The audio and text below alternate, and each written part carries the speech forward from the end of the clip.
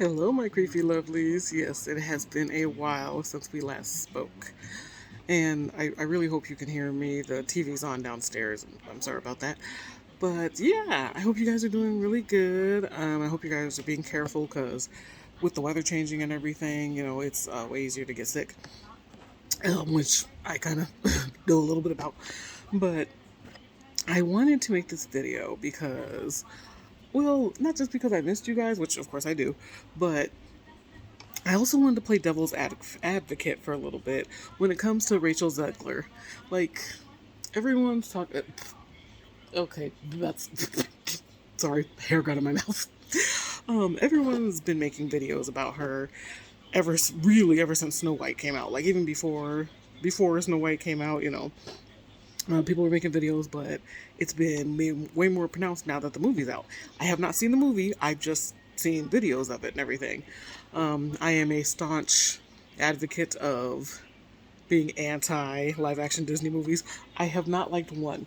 The only one that I liked was the 2015 Cinderella. That was actually good. That was actually well done. And also, they seem, well, I don't know if it's always Disney, but they seem to do good with Jungle Book. I don't know how.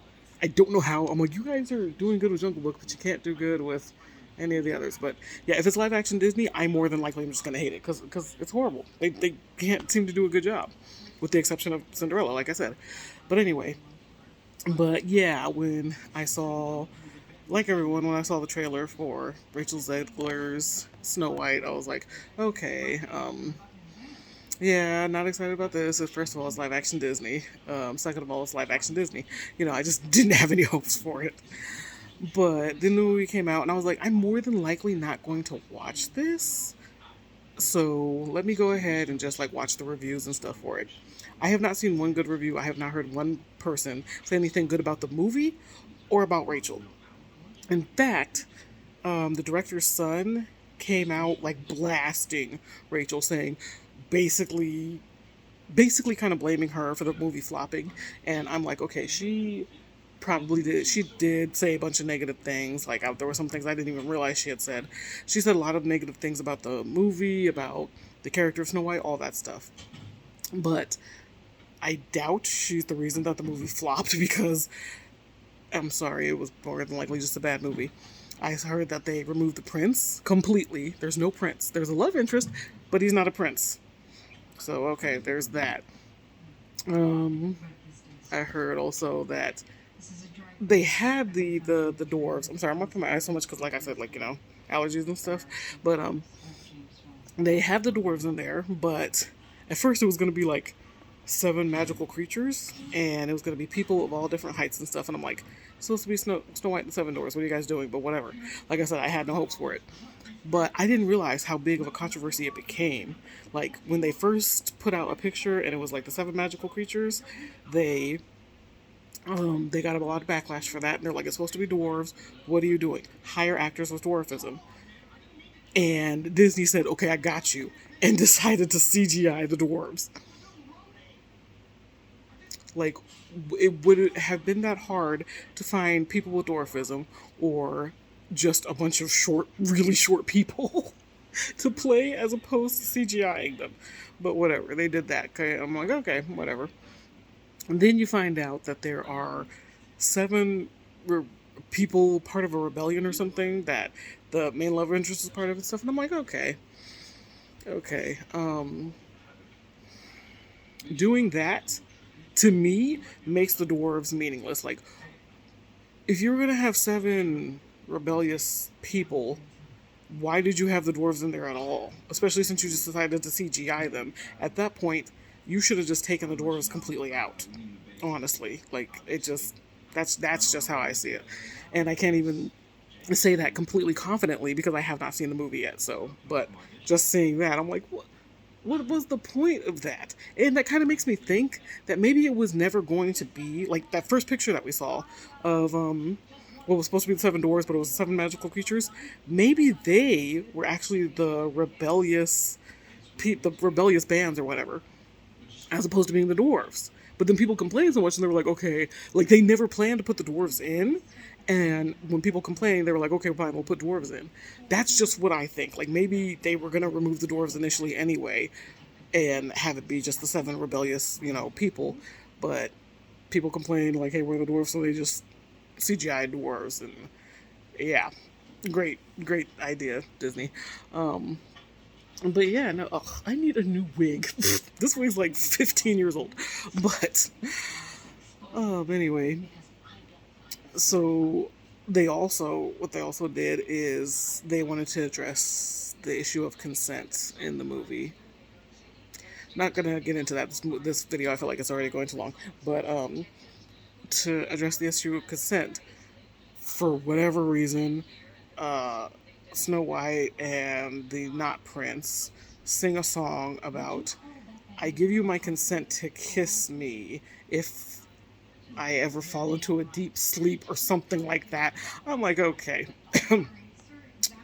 yeah, okay. And the way they defeat the queen is ridiculous. And it's just the reviews I saw. I was like, that made me like not want to watch the movie even more. But I am going to watch it in a curiosity because I'm like, is there anything good? Usually I can watch a movie and there could be like something good about it. Just something. Like even something that I may like, even if the movie's like bad, like really horrible, there may be something that I actually like about it.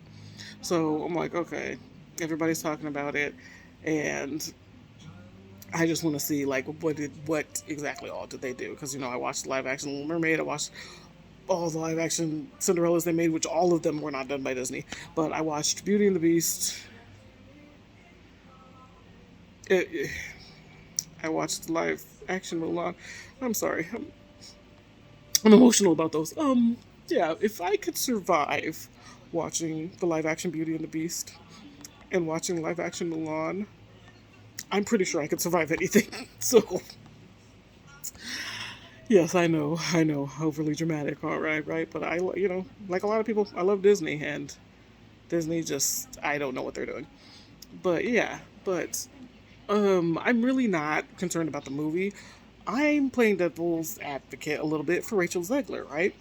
Like I've seen her in a couple of things. Like the biggest thing that she was in before this was the remake of West Side Story, which did not need a remake, but whatever.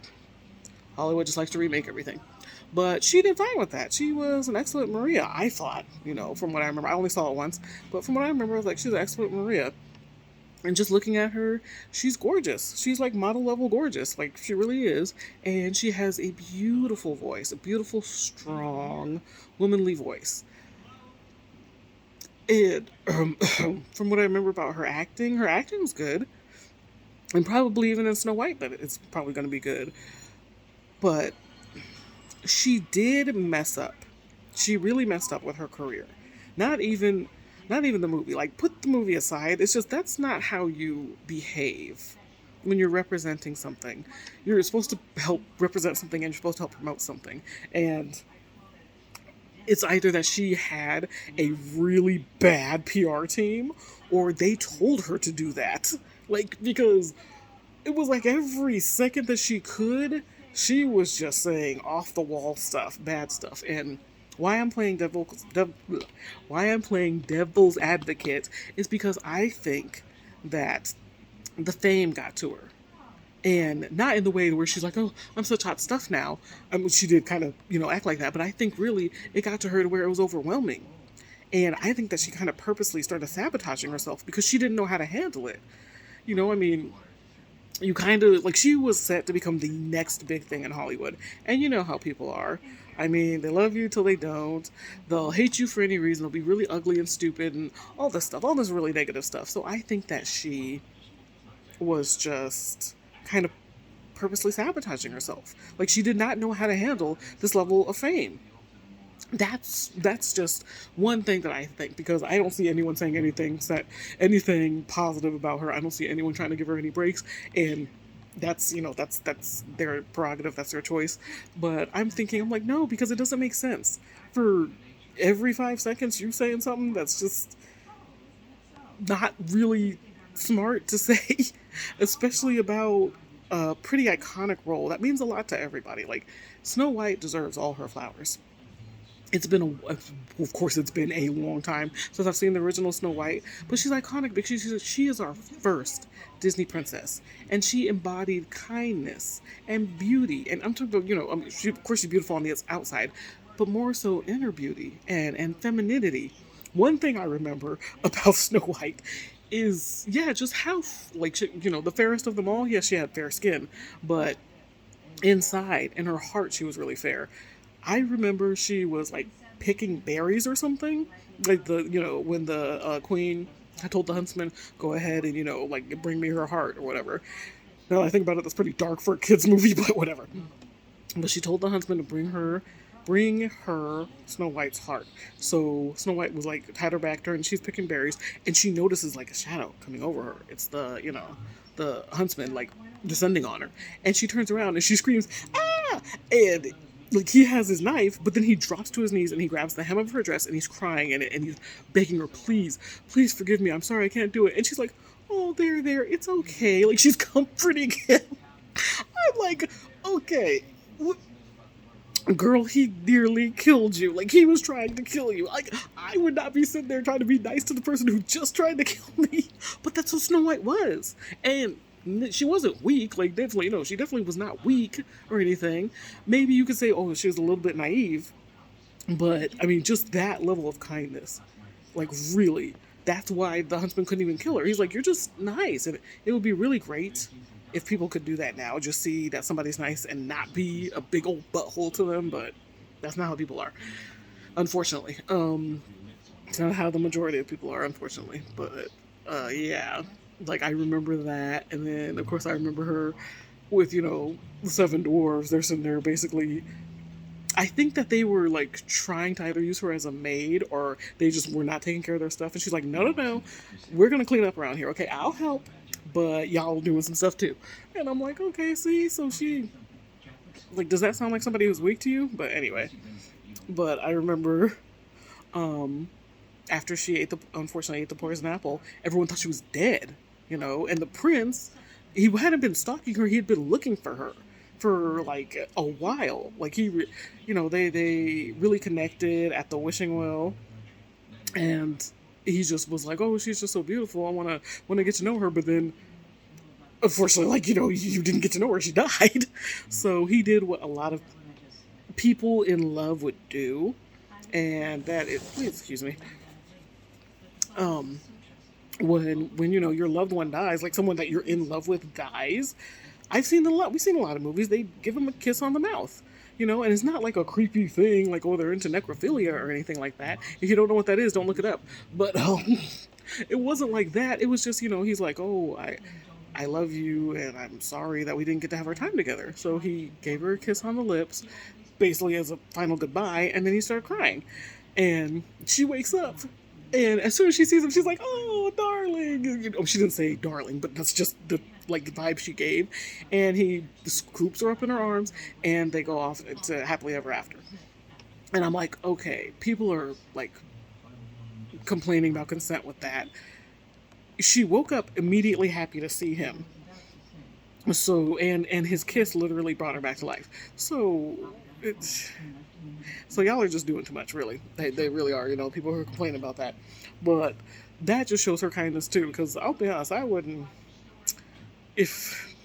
Okay, I'm just waking up. I don't care if it's from a death-like sleep or whatever. If I'm just waking up and there's like a fine man right there, even if I'm in love with him, I'm like, you need to go away and give me a minute. Let me brush my teeth. Let me comb my hair. Let me drink some coffee or whatever. But she just woke up. Like no, I would have been like, oh wait, go away, go away. Like I would not be ready for him. So there's so much to love about Snow White.